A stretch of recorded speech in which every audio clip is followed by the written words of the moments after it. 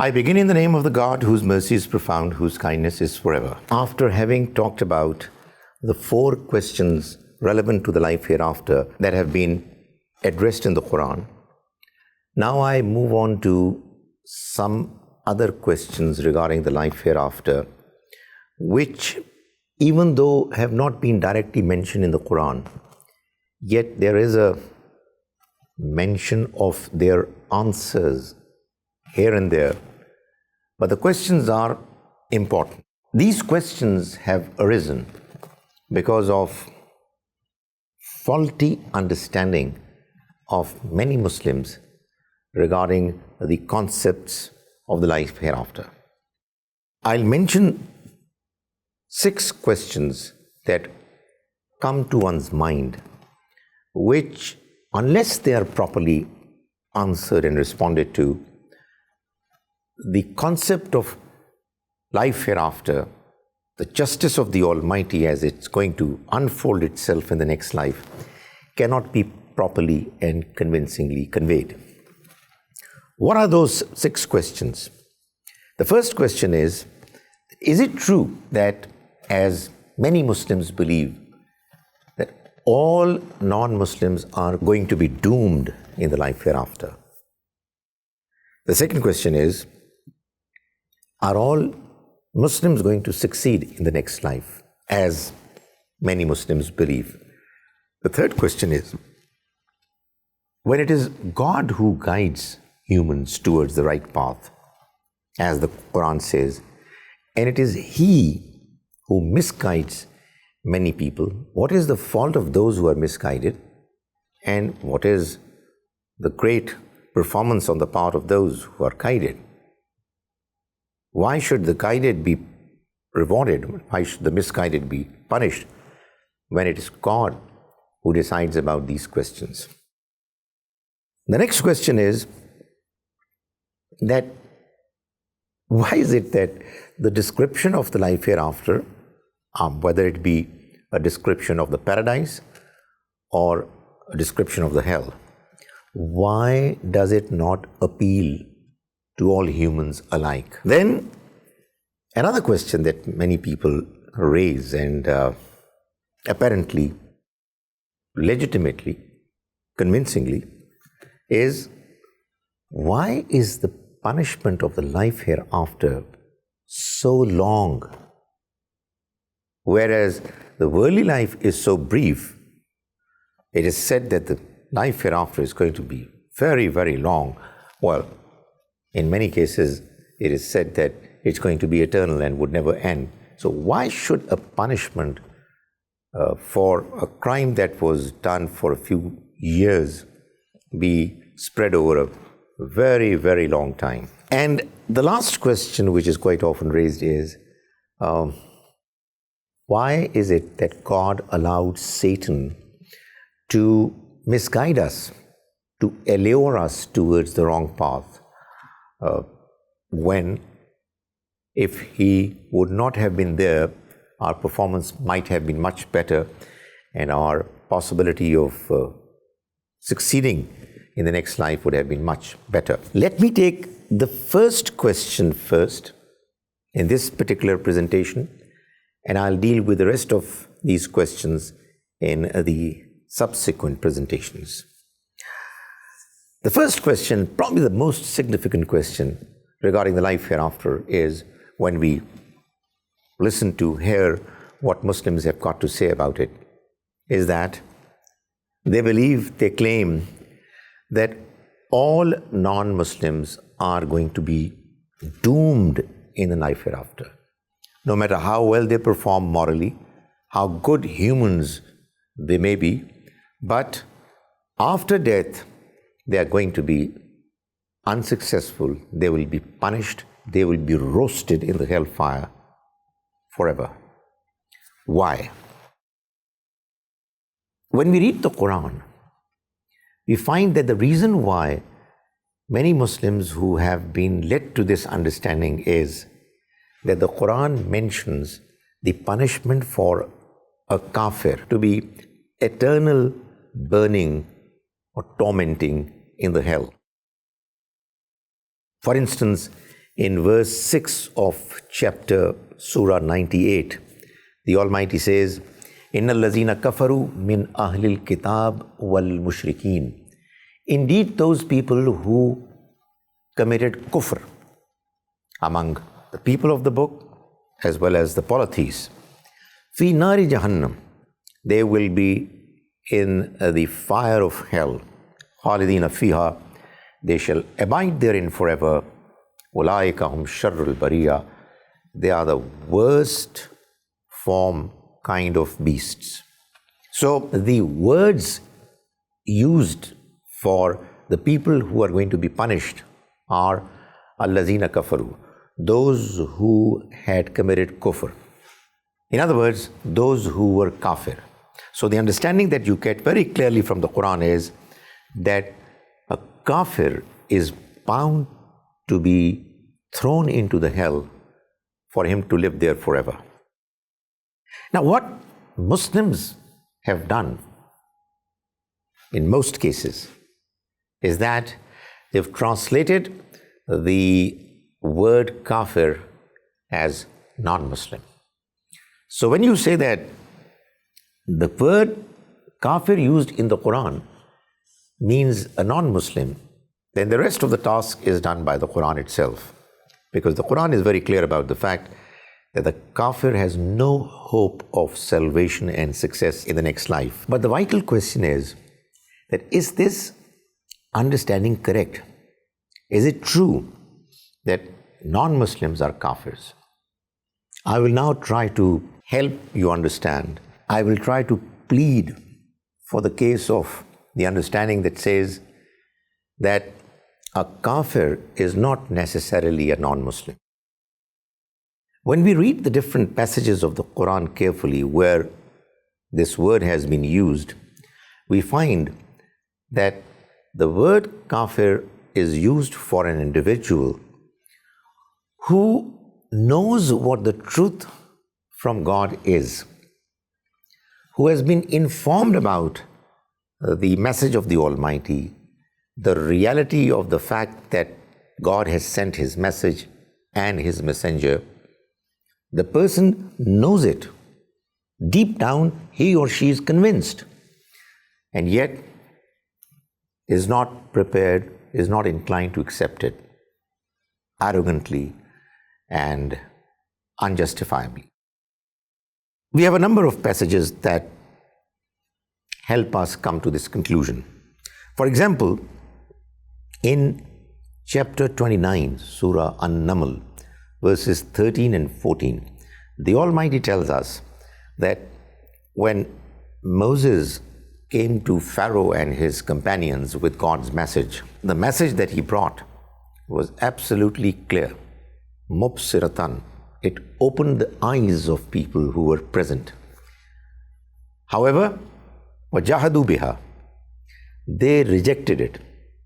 Wastaiqanatha anfusuhum, even though deep inside they were convinced in their hearts that it was true message of God. Why did they reject it? Quran says, zulmam wa uluwa. They rejected the message unjustly, arrogantly.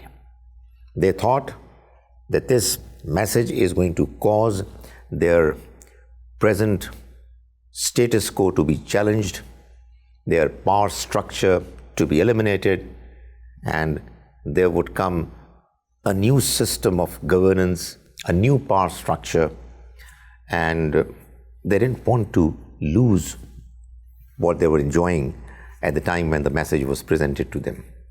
So they were unfair and they were arrogant. They thought they were superior to Moses and Aaron, the two messengers who brought the message. We see in the Quran, in 2 verses, that mention clearly that when the last prophet, may God's mercy be on him, came, the people of the book, the Jews and the Christians, at least their knowledgeable, learned scholars, they knew very clearly that this message was from God and the messenger was God's messenger.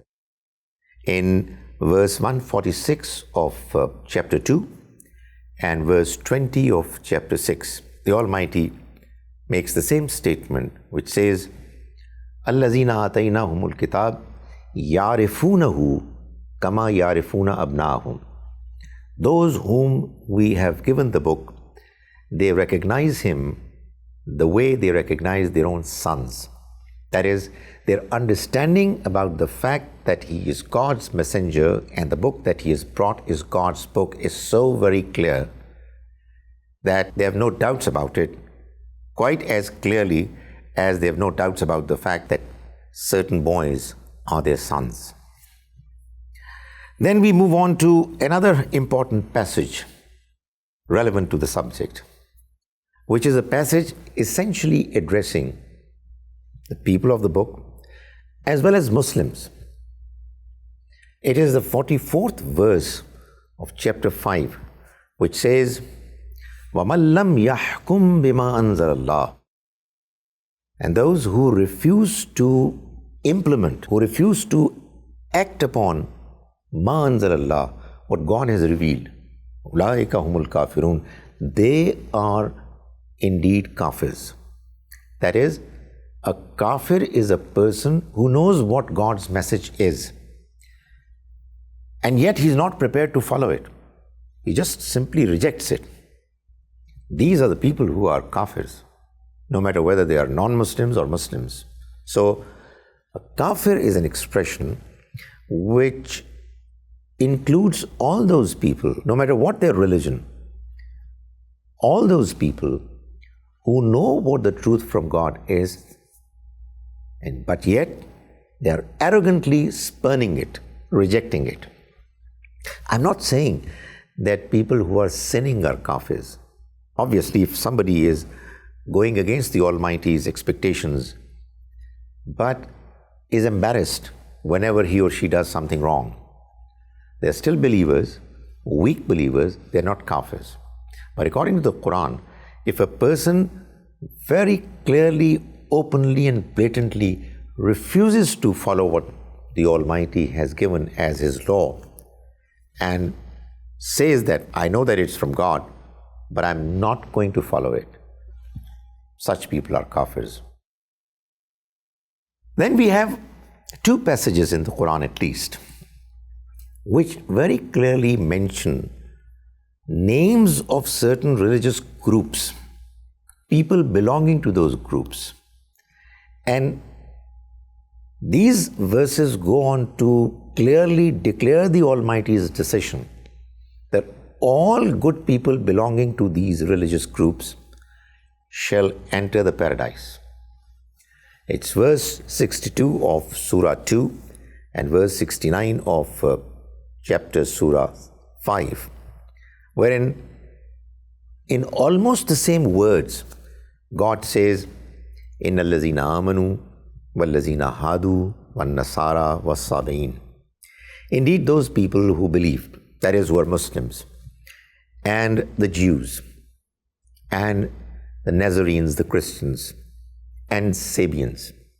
It was a small religious group at the time when the Quran was being revealed.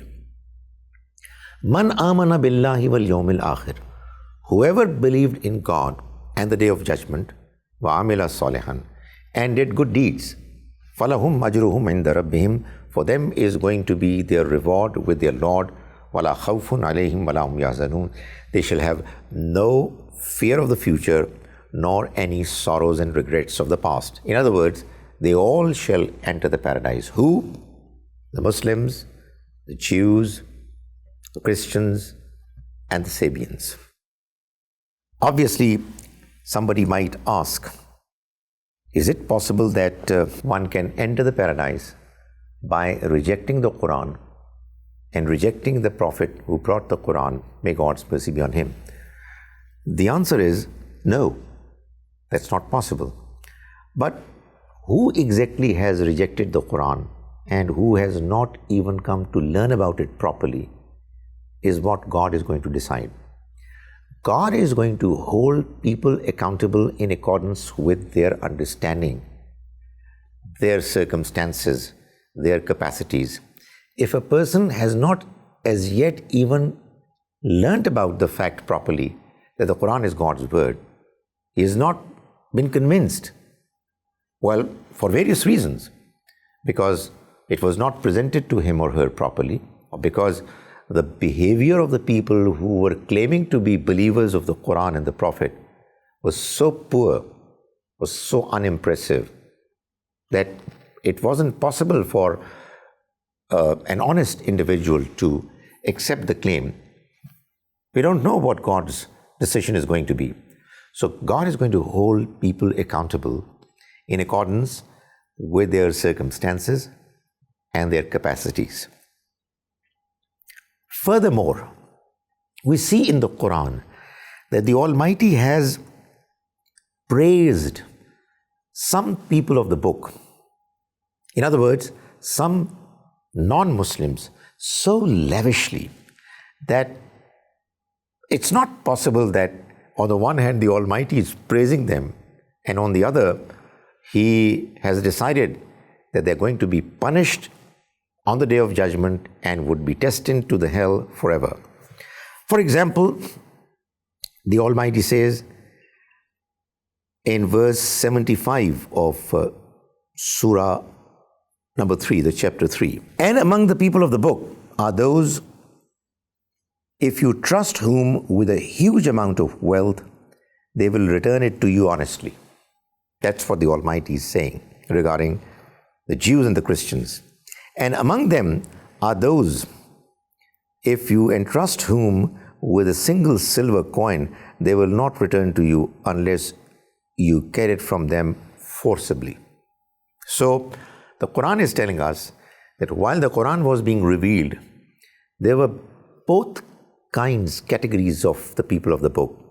There were good, trustworthy people who were either Jews or Christians, and there were people who were untrustworthy.